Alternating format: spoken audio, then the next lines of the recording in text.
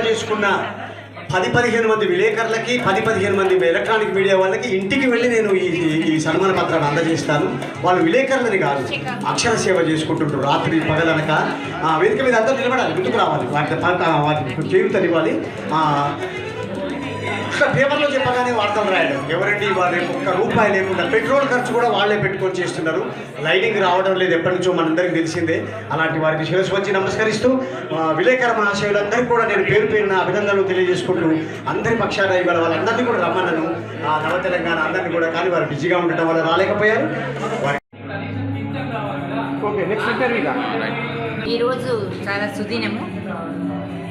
కళాసూర్య సంస్థ అధ్యక్షుడు ప్రభాకరాచారి చక్కటి ప్రోగ్రాం, చక్కటి కార్యక్రమం, వినూత్న కార్యక్రమం, వైవిధ్యభరితమైన కార్యక్రమం.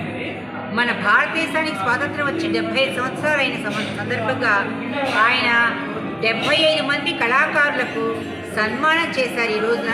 ఇది వినూత్నమైన కార్యక్రమంగా ఎంతో ఘన విజయం ఆయన సాధించినట్టుగా. అంటే ఇంతమంది కళాకారుల్ని సత్కరించడం అంటే మాటలతో అయ్యే పని కాదు. అయినా కూడా ఎంతో అసాధ్యమైన పనిని సుసాధ్యం చేసుకుని ఘన విజయం సాధించిన ప్రభాకరాచారి గారికి అభినందనలు తెలియజేస్తున్నాను. నేను శ్రీదేవి, అభినయ శిఖామణి. నేను త్యాగరాయ గాన సభలో ప్రోగ్రామ్స్ చేస్తూ ఉంటాను. ముఖ్యంగా ఎన్టీ రామారావు గారిని అనుకరించడం, వారి బాణిలో నటించడం నా హాబీ. చాలా వీనస్ జెమ్స్ అని ఒక యూట్యూబ్ ఛానల్ కూడా ఉందండి, మీరందరూ అందులో చూడవచ్చు. నా అభినయ కౌశలాన్ని. Thank you very much. మీరు పేరు చెప్పిన ఒక ½ మినిట్ చెప్పండి. ఈరోజు పేరు చెప్పిన ఒక ½ మినిట్. ఈరోజు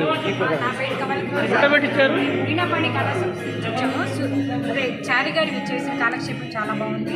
అది కవిత్వం చెప్పేవాడికి చాలా మంచి విషయం. మీరు చెప్పండి.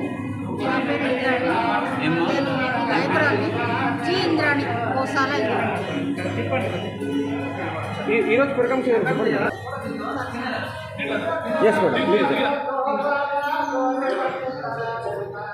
ప్రభాకరాచారి గారు నిర్వహించినటువంటి ఈ మేడం నెంబర్ ఏంటి మేడం? కవులు, గాయకులు అందరితో పాటుగా మేము కూడా పాల్గొనడం చాలా ఆనందదాయకం. ఈరోజు కార్యక్రమాన్ని పరిచయం చేశారు. నా పేరు తిరుపతి వెంకటాచలం. మేము చెర్ల నుంచి కార్యక్రమానికి వచ్చాము.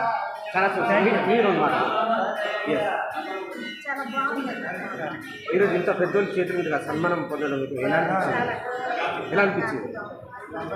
మీరు ఎలాంటి కార్యక్రమాలు చేస్తూ వచ్చారు ఇప్పుడు వరకు? చాలా కార్యక్రమాలు చూస్తున్నాం. చాలా వినూత్నంగా ఈయన రజతోత్సవ చాలా బ్రహ్మాండంగా నిర్వహించారు.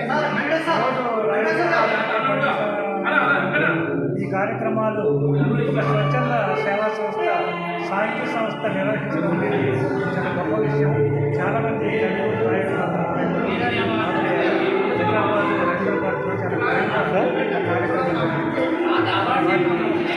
ధన్యవాదాలు తెలియజేస్తున్నాను.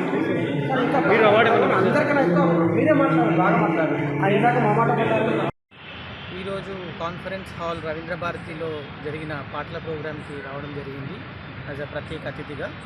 ప్రోగ్రాంలో చాలా 70% కళాకారులను మనం కళాసూర్య కల్చరల్ ఆర్గనైజేషన్ తరఫున సన్మానించుకోవడం జరిగింది. చాలా మంచి పాత పాటలు కానీ కళాకారుల్ని కానీ అవన్నీ స్మరించుకోవడం జరిగింది. ఇలాంటి ప్రోగ్రామ్స్ ఇక్కడ చక్కటి సాయంత్రం వేళ ఇలాంటి మరెన్నో ప్రోగ్రామ్స్ మన రవీంద్ర భారతిలో జరగాలని కోరుకుంటూ మళ్ళీ రావడానికి కూడా చాలా సంతోషిస్తాను. Thank you sir. Me father గారి ఈ సంస్థ ఎప్పుడు వచ్చేసి 1985 నుంచే స్థాపించి 2000 సంవత్సరంలో సుమారుగా అప్పుడు రిజిస్ట్రేషన్ చేయడం జరిగింది. అప్పటి నుంచి ఆయన తన సొంత ఖర్చులతో ఎన్నో కళా సేవలు చేస్తూ వస్తున్నారు. తన సొంత ఖర్చుతో కావచ్చు, తన అది ఒక ఇష్టమైన హాబీగా ఎంచుకొని దేశ సేవ చేస్తున్నారు. అది తను మా ఫాదర్ అవ్వడం అదొక గర్వకారణం.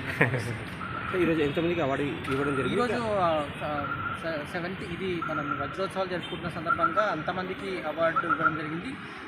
కాకపోతే ఇంకా అంతకన్నా ఎక్కువ మంది మనకి సభకి రావడం ద్వారా అందరినీ వచ్చిన వాళ్ళని వాళ్ళలో ఉన్న ప్రత్యేకతను గుర్తించి వాళ్ళందరినీ మనం సత్కరించుకోవడం జరిగింది. సార్ ఈరోజు మీరు ఫాదర్ గారు పెట్టిన ప్రోగ్రామ్ చాలా గ్రాండ్ సక్సెస్ అయింది. ప్రతి ఒక్కరు అవుట్ ఫీలింగ్స్ ఎంజాయ్ చేసినప్పుడు మీరు ఎలా ఫీల్ ఆ సక్సెస్ని చూసి ఇంకా at the same time next ఎలాంటి కార్యక్రమం చేయాలని?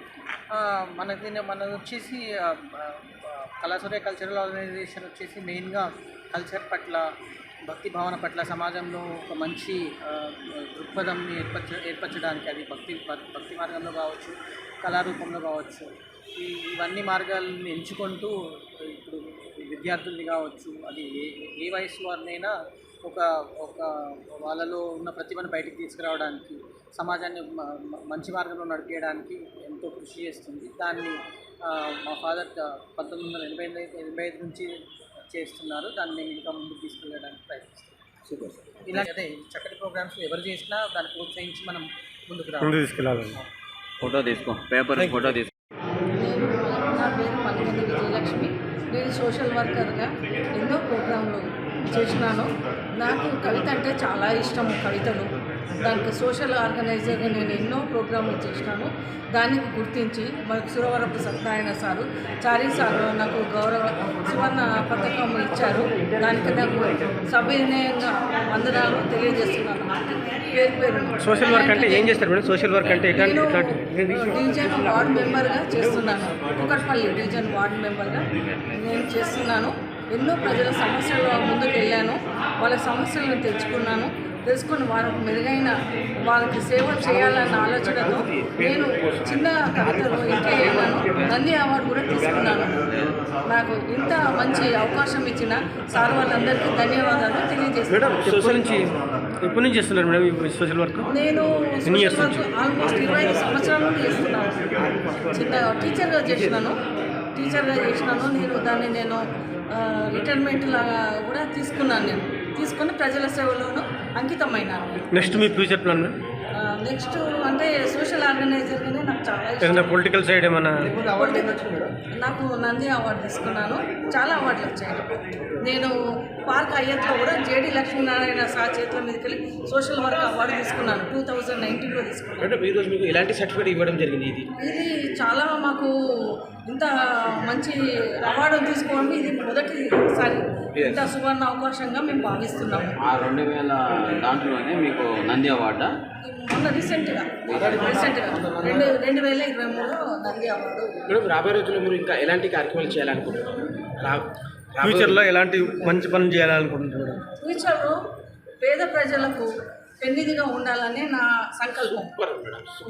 నాకు నేను ఏ దానికి ఆశించను. పేదలు ఎక్కడ బాధలు ఉన్నా అక్కడికి నేను వెళ్ళి నేను సహాయ సహకారాలు చేస్తుంటాను. నా పేరు మల్కాని విజయలక్ష్మి. నేను కుకట్పల్లి నివాసిని. మొన్న జాతీయ పురస్కారాలు కూడా తీసుకున్నాం. ఉగాది పురస్కారం వాల్మీకి సంస్థ వాళ్ళు. నంబర్ చెప్పండి మేడం. 9492 8493 50. దానికి ఎవరు సహకరించలేదు. అక్కడ ఒక మంచి జిహెచ్ఎంసీ పార్క్ తెచ్చాను నా ఇంటి ముందు. 100 మంది చిల్డ్రన్స్, ఇప్పుడు జిప్పు, అక్కడ వాకింగ్ ట్రక్ అన్నీ ఇచ్చాను మా ఎమ్మెల్యే సహకారంతో. కుకట్పల్లి ఎమ్మెల్యే సహకారంతో. ఆయన పేరు మేడం? అంకపూడి గాంధీ సార్ గారు, Congress party MLA. Gandhi sir ద్వారా నేను అక్కడ చిన్న వాకింగ్ ట్రక్ జిహెచ్ఎంసీ పార్క్ స్థాపించాను. ఇప్పుడు జిమ్ పెట్టిస్తున్నారు రీసెంట్గా. మేడం మీతో పాటు మీ టీం కానీ మీ ఫ్యామిలీ కానీ మీకు సపోర్ట్గా ఉంటున్నారు? నా ఫ్యామిలీ మెంబర్, మా హస్బెండ్, మా పిల్లలు సహకారం. మమ్మీ మేము చిన్నప్పుడు ఇక్కడ పుట్టి పెరిగినాం కనుక ఇక్కడనే ఇదే ప్లేస్లో ఉన్నాము. మనం ఎక్కడికి వెళ్ళే అవసరం లేదు. ఆ చిన్న ఇంట్లోనే కొనసాగిస్తాం. చాలా సంతోషం. Thank you. దాదాపు 1971 నుంచి, అంటే నా 15వ ఏళ్ళ నుంచి రచనలు రాస్తున్నాను. నాకు నారాయణ రెడ్డి గారి స్ఫూర్తి. నా రచనలు అప్పట్లో నేను స్టూడెంట్ ఉన్నప్పుడు వారు చూసి ఎన్నో సలహాలు ఇచ్చి నన్ను ప్రోత్సహించేవారు. అట్లానే దివాకర్ల వెంకటరామరాజు గారు నా తొలి గురువు. నిజానికి నేను తెలుగు భాష మీద ఎటువంటి పరిశోధనలు చేయలేదు, కానీ ఆ భాష మీద ఉన్న, నా మాతృభాష మీద ఉన్న అభిమానంతో పుస్తకాలు చదవడం, స్ఫూర్తి పొందడం, నాకు కలిగిన అనుభూతిని మళ్ళీ అక్షర రూపంలో వేయడం అన్నది నా అలవాటుగా మార్చుకున్నాను. వృత్తిరీత్యా నేను అగ్రికల్చర్ డిపార్ట్మెంట్లో, కమిషన్ ఆఫ్ అగ్రికల్చర్లో 34 ఏళ్ళు పనిచేశాను. కానీ సాహిత్య రంగం మీద ఎక్కువ కావడం వల్ల కవితలు రాయడం ఎన్నో గ్రూపులకు కూడా నేను అడ్మిన్గా ఉంటున్నాను. అలానే వాళ్ళకి సలహాదారుగా ఉంటున్నాను.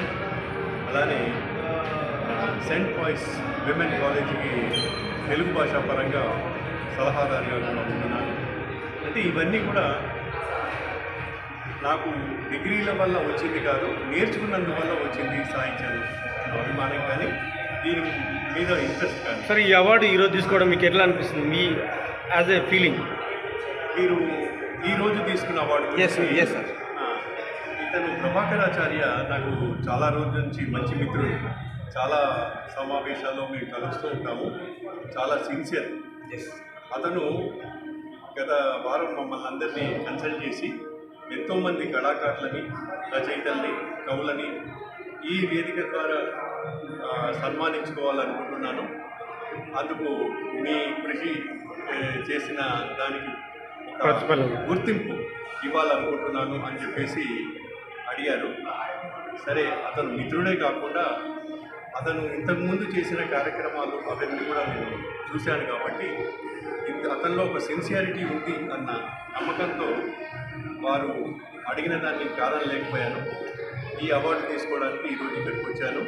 చాలా మంచి కార్యక్రమం నిర్వహించారు.